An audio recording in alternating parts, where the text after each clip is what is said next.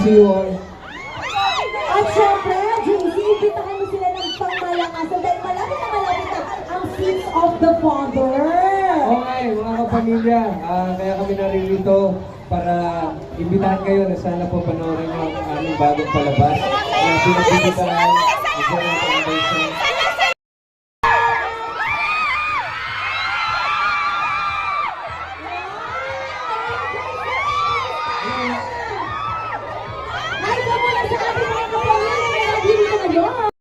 Isip na pulis na aasarin kayo gabi-gabi. Bakit?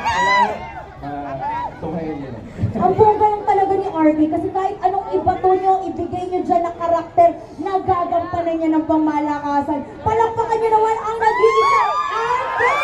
Pangaksin!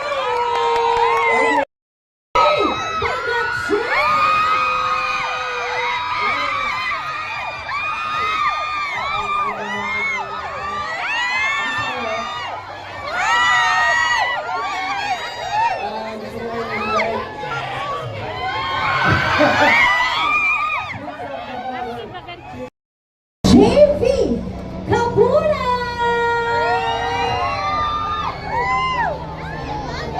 Ano po ako sa...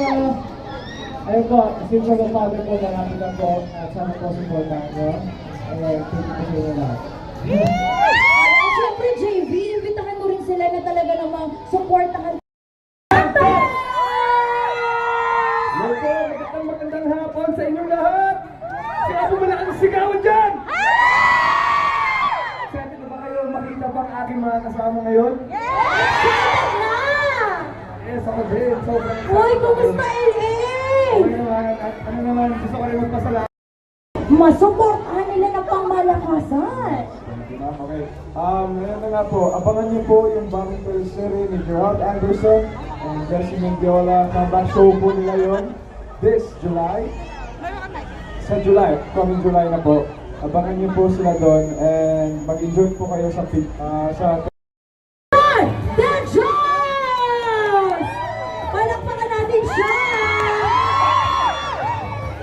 Hello!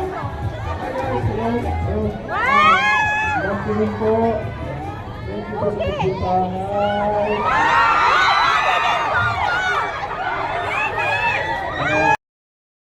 Ako nga po pala ang darling ng masa, ang kakaevang babae, DJ Eva Rada.